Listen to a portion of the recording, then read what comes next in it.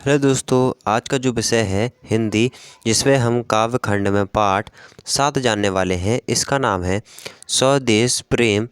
लेखक का नाम है राम नरेश त्रिपाठी। अगर आपने ये लेखक की वीडियो नहीं देखी है तो जाकर से ज़रूर देखें। इसकी वीडियो आपको चैनल पर मिल जाएगी और साथ में और भी जो लेखक हैं उनकी भी वीडियो साथ में मिल जाएगी, क्योंकि परीक्षा में सबसे ज़्यादा आता है लेखकों का जीवन परिचय। उसमें अच्छे खासे हमें नंबर मिल जाते हैं।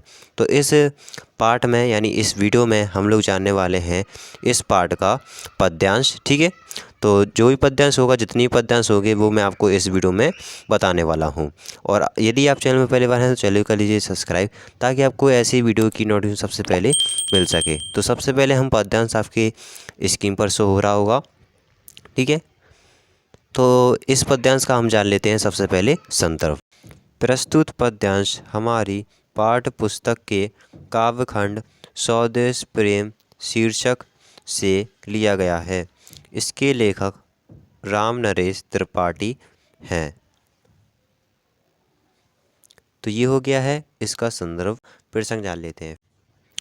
प्रस्तुत पंक्तियों में कवि ने उन पूर्वजों का यशोगान किया है जिसके यश के साक्षी आज भी विद्यमान है।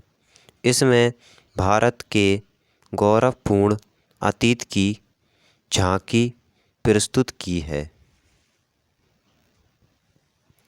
तो देखिए, ये हो गया है प्रसंग। अब हम जान लेते हैं व्याख्या।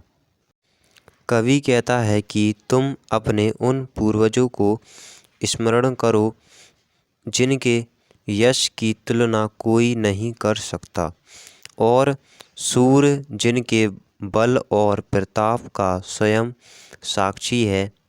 हमारे पूर्वज तो ऐसे थे जिनकी निर्मल और स्वच्छ कीर्ति को चंद्रमा भी पूरे विश्व में घूम घूम कर देख चुका है। आकाश के अनंत तारों का समूह भी जिनके ऐश्वर्य को बहुत पहले देख चुका है। यह आकाश भी हमारे पूर्वजों के विषय घोषों और युद्ध की गर्जनाओं को अनेक बार सुन चुका है। अर्थात हमारे पूर्वजों के प्रताप, वैभव, यश, युद्ध कौशल सब कुछ अद्भुत और अभूतपूर्ण है। इनकी तुलना किसी से नहीं की जा सकती है। तो यहाँ पर थोड़ा सा ठीक कर देते हैं। तो अब हो गया है ठीक। तो देखिए, ये हो गया है व्याख्या, जो पहला वाला पद्यांश था। अब हम जान लेते हैं इसी का काव्य सौंदर्य। तो काव्य सौंदर्य में होगा, भाषा हो जाएगी संस्कृत शब्दों से युक्त साहित्य खड़ी बोली। तो इतना लंबा आपको लिखने की ज़रूरत नहीं है, केवल आपको इसमें ये लिखना होगा साहित्य खड़ी बोली। ठीक है, भाषा में। शैली में हो जाएगा भावात्मक, गुण हो जाएगा ओज, रस हो जाएगा वीर, और छंद हो जाएगा मात्रिक, और शब्द शक्ति व्यंजना। अलंकार, तो अलंकार इसमें 2 हो जाएंगे, रूपक अलंकार और अनुप्रास अलंकार। ठीक है, अब हो चुका है पूरा। अब हम जान लेते हैं दूसरा वाला पद्यांश, जो कि आपकी स्क्रीन पर दिख रहा होगा। ठीक है, तो सबसे पहले हम जान लेते हैं इसका संदर्भ। तो देखिए, संदर्भ में आपको पूर्वज लिखना होगा। अगर आप परीक्षा में लिखते हैं तो जो मैंने आपको ये लिखवाया पहला वाला संदर्भ, यही लिखना होगा।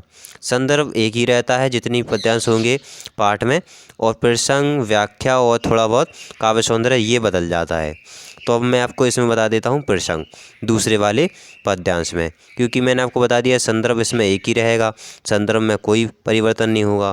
प्रसंग और व्याख्या और थोड़ा बहुत काव्य सौंदर्य में हो जाता है परिवर्तन। ठीक है, तो हम जान लेते हैं इसका प्रसंग। इन पंक्तियों में कवि ने हमारे देश के दिव्य स्वरूप, प्राचीन महिमा और अतीत के गौरव का वर्णन किया है। तो ये हो गया है प्रसंग। अब हम जान लेते हैं व्याख्या। लेखक कहते हैं कि भारत एक महान एवं प्राचीन दिव्य देश है, जिसके मस्तक पर हिमालय रूपी सर्वोच्च मुकुट सुशोभित है। हमारे पूर्वज इतने ज्ञानी, गुणी, वीर और परोपकारी थे कि उनके विजय के यशगान से आज भी संपूर्ण दिशाएं गूंज रही हैं। वे हमारे ही पूर्वज थे, जिनकी महिमा के साक्षी हिमालय पर्वत और वन प्रांत के पेड़ पौधे हैं। हिमालय और वन आज भी उनके सत्य रूप का बोध करते हैं। यह हमारे देश की विस्तृत भारत भूमि ही है, जिसके वृक्ष स्थल पर अन्य देशों के विमान भी उतारा करते थे। अर्थात भारत की कीर्ति को सुनकर दूर दूर से विदेशी यहाँ आया करते थे। इस प्रकार भारत की कीर्ति संपूर्ण विश्व में फैली थी। तो ये हो गया है व्याख्या, जो दूसरा वाला पद्यांश है। तो जैसा कि मैंने आपको काफ़ी वीडियो में बताया है और अभी बताता हूँ मैं आपको, जैसे कि टाइप करने में एक दो शब्द गलत हो जाते हैं तो मैं सही बोलता हूँ, तो आप सही लिख लिया करें। तो अब हम जान लेते हैं इसका काव्य सौंदर्य। तो काव्य सौंदर्य में भाषा हो जाएगी साहित्य खड़ी बोली, जैसा कि मैंने आपको बताया। गुण हो जाएगा ओज, छंद हो जाएगा मात्रिक, ठीक है। शैली हो जाएगी भावात्मक और वर्णात्मक। रस हो जाएगा वीर, शब्द शक्ति हो जाएगा व्यंजना। अलंकार इसमें दो हो जाएंगे, अनुप्रास अलंकार और रूपक अलंकार। अब हम जान लेते हैं पद्यांश तीसरा। प्रसंग जान लेते हैं। प्रस्तुत पद्यांश में कवि ने अपने पूर्वजों की गरिमा तथा समर्पण भाव का चित्रण किया है। तो ये हो गया है प्रसंग। अब हम जान लेते हैं व्याख्या। लेखक कहते हैं कि हमारे पूर्वज का गौरवपूर्ण इतिहास रहा है। संपूर्ण स्वयं उनकी सेवा में लीन रहता था। वह अपने वृक्ष पर उनके अनगिनत जहाज़ों को उठाकर प्रसन्नता से पृथ्वी के समस्त तटों तक पहुँचाया करता था। हमारे देश में दिन रात बहने वाली नदियों को देखकर ऐसा लगता है मानो वे हमारे पूर्वजों का यशोगान गा रही हो। धन्य थे हमारे पूर्वज, जिन्होंने अपने समय में देश का गौरवान्वित रूप देखा। तो ये हो गया है इस पद्यांश की व्याख्या। तो अब हम जान लेते हैं काव्य सौंदर्य। तो काव्य सौंदर्य में साहित्य खड़ी बोली हो जाएगी और शैली में हो जाएगा भावात्मक। रस हो जाएगा वीर, गुण हो जाएगा ओज, छंद हो जाएगा मात्रिक, शब्द शक्ति हो जाएगा व्यंजना। अलंकार इसमें दो हो जाएंगे, सॉरी तीन होंगे इसमें, अनुप्रास अलंकार, उपमा अलंकार, रूपक अलंकार। अब हम जान लेते हैं पद्यांश 4, जो कि आपकी स्क्रीन पर दिख रहा होगा। तो इसका संदर्भ पूर्वज हो जाएगा, वही पहला वाला। प्रसंग जान लेते हैं। कवि ने विषम परिस्थितियों में रह रहे लोगों के देश प्रेम का अनुकरणीय उदाहरण प्रस्तुत करते हुए अपने देश से प्रेम करने की सीख दी है। तो ये हो गया है प्रसंग। अब हम जान लेते हैं व्याख्या।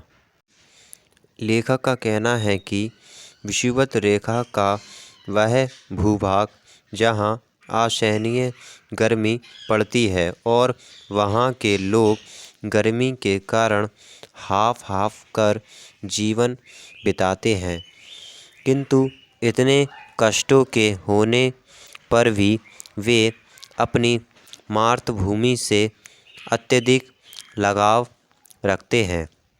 उनका अपनी मातृभूमि के प्रति प्रेम अतुल्य होता है।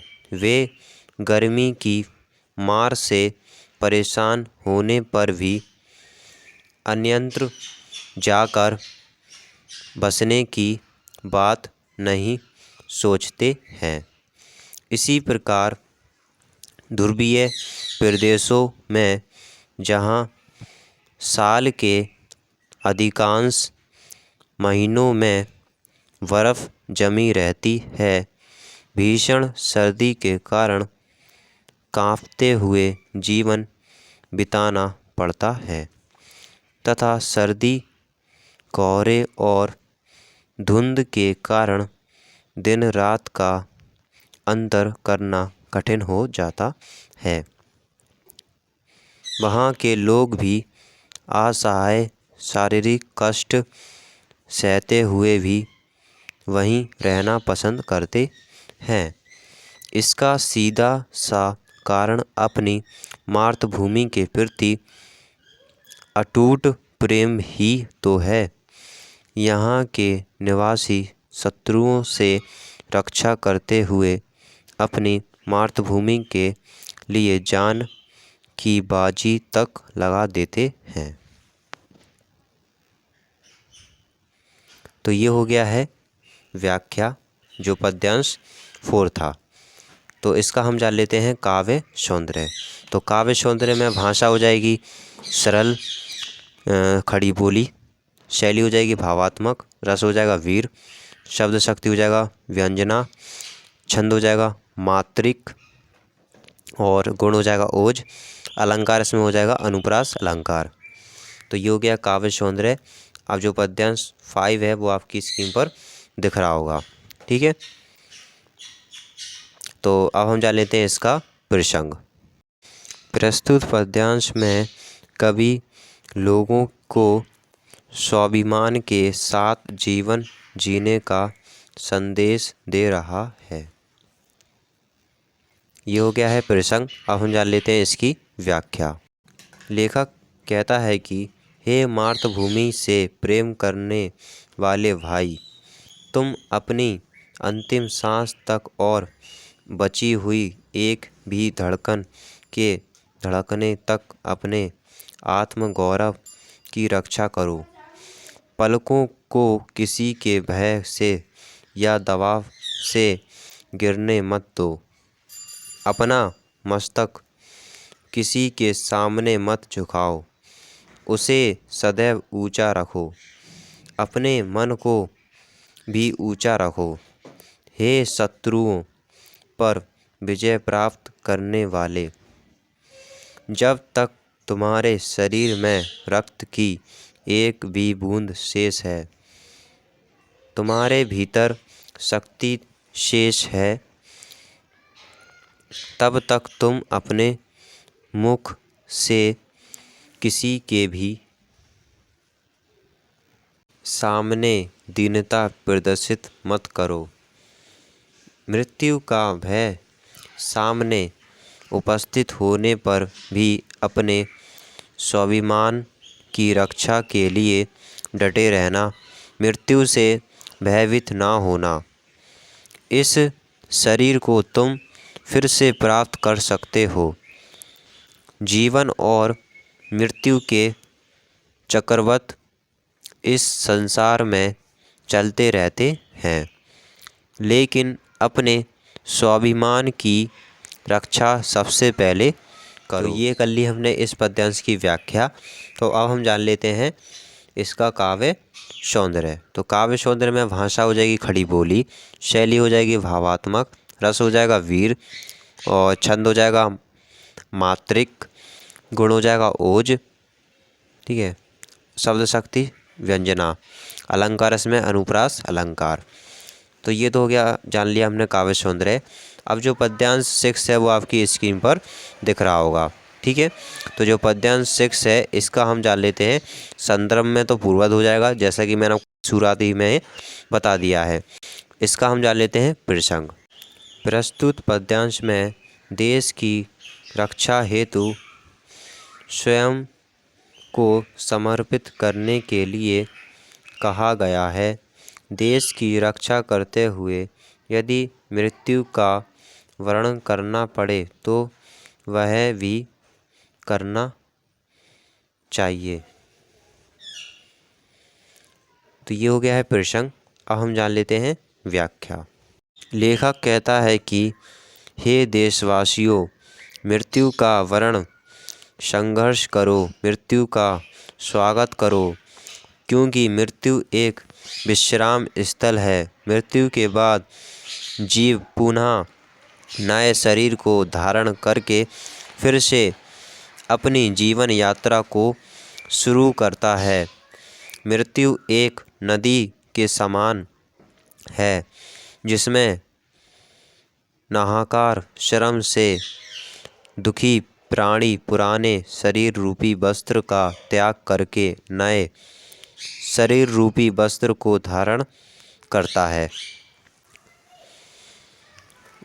लेखक ने कहने का तात्पर्य यह है कि कर्म करने के लिए जीव शरीर धारण करता है और संसार में जब वह थक जाता है तो मृत्यु के बाद नए शरीर को नई शक्ति के साथ धारण करके पुनः अपनी जीवन यात्रा को शुरू करता है। मृत्यु का वर्ण करके वह अपने पुराने कायारूपी वस्त्र को छोड़कर पुनः नए शरीर रूपी वस्त्र को धारण करता है। अतः मनुष्य को मृत्यु का स्वागत उल्लास और उत्साह से करना चाहिए। तो ये हो गया है इस पद्यांश का व्याख्या।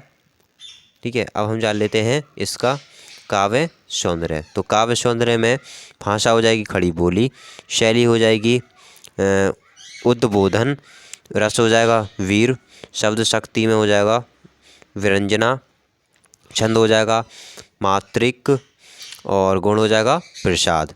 तो ये तो हो गया है काव्य सौंदर्य।